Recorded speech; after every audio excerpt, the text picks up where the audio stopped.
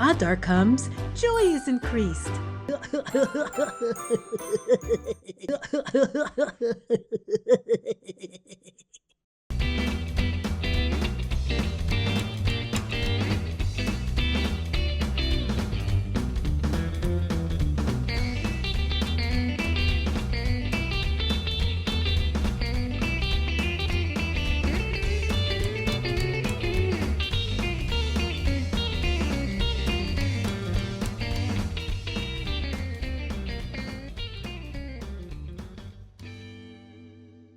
The month of Adar is brought to you by the letter Kuf. This year, 5785 in Jerusalem, we have an extra special Purim. Our Purim will last for 3 days. It's called Purim Meshulach, from the word shalosh, meaning 3. Wait, that's right, Aldi, 3 days.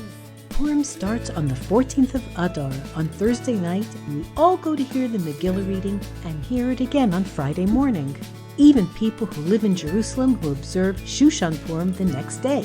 Shushan Purim is on Shabbat. When we say the blessing after the meals, we add a special section called Al Hanisim for Purim. On Sunday, we eat our Seudah, our festive meal, and we give a gift of food to a friend. Safta, Ali just told me that Purim here in Yerushalayim will be 3 days long. I can't wait to have my candy. Whoa, Bray, I know you're excited about having your candy, except we're going to wait until Sunday when we have our festive meal for Purim. What do you mean, Safta? I thought we're supposed to eat candy on Purim. Bray, we're still going to celebrate, but let's try and focus on something more important than candy. What's more important than candy, Safta? I want chocolate cake and cookies. I want Skittles, sour sticks. I want popcorn, pretzels, finger, Disney, bamba bags of chips. I want donuts, steaks, Doritos. I want gummy bears and gum. I want muffins, Mentos, Mike and Ike's. I can't hear just at one because I want more and more. I want more than a lot. I can't make do with one or two. It's not enough. Don't tell me tough. I want more than I got.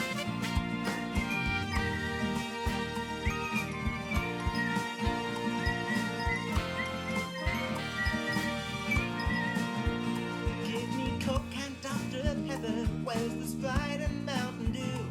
I need juice, banana milk, iced coffee, and hot chocolate too. Of course, when it comes to ice cream, I'm sure everyone agrees. I'll eat every flavor in the store. 3 scoops each if you please, because I want more. I want more than a lot. I can't make do with one or two.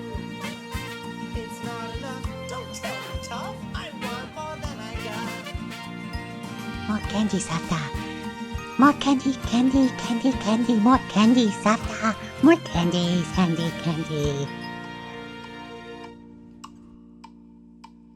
Now although it would be great if I could have all of this, there's just one thing I want the most.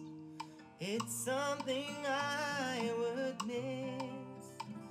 It's my favorite food, and donkeys love it more than light of day.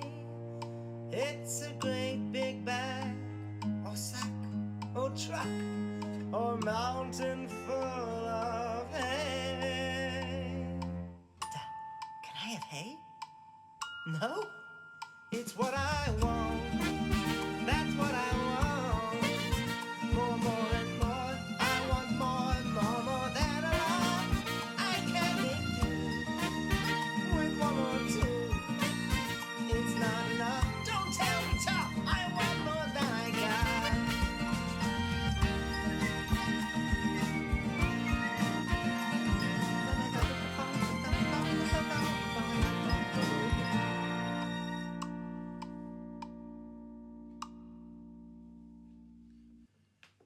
Candy, yummy, yummy candy. I love it, I love it, I love it. I love candy. 3 days of lovely, lovely candy. Ray? Ray, are you okay? Ray? Sorry, Safta. Were you saying something? Sorry. I was just dreaming. Did you know that there is no mention of Hashem's name in the Megillah? Isn't that strange? And the story just looks like it's a bunch of coincidences. The Persian king throws a massive party. His wife, Queen Vashti, refuses to appear, and she is removed. Esther, a young Jewish woman, is chosen as the new queen, but she hides her Jewish identity. Mordecai, Esther's relative, overhears and foils an assassination plot against the king, but Mordecai was not rewarded for that deed. Haman, the king's advisor, hates the Jew Mordecai for not bowing down to him and convinces the king to decree the destruction of the Jews. The king could not fall asleep. He asked for the book of records to be read to him. The book opened right to the page about Mordecai's forgotten good deed. Mordecai urges Esther to speak to the king, despite the danger of approaching him uninvited.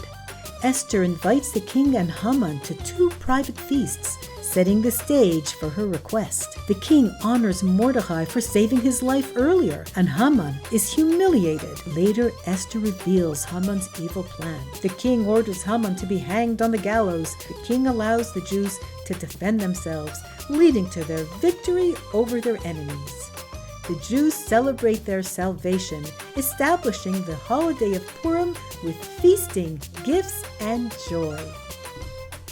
And through the seemingly natural events that happened in the Purim story, we see the hand of Hashem that saved the Jews. When Shabbat ends and we say Havdalah, there's a mysterious hint of Purim in what we are saying and doing. During Havdalah, we say a pasuk from Megillas Esther, from the book of Esther. La Yehudim haisa ora v'simcha v'sasa v'kar. The Jews had light, happiness, joy, and honor. Why would we pick this sentence out of the whole Torah to say during Havdalah? Why are we thinking of the miracle of Purim at the end of every Shabbos? The end of the Megillah, Mordecai wanted to make Purim a Yom Tov. He said it should be Simcha, Mishteh, which is a feast, and Yom Tov. And then a few lines later in the Megillah, Yom Tov is omitted. It wasn't there. The Gemara asks, what happened to the Yom Tov of Purim? Answers the Gemara, Mordecai wanted to make it a Yom Tov, but the Jews did not want Purim to become a Yom Tov. Isn't that strange?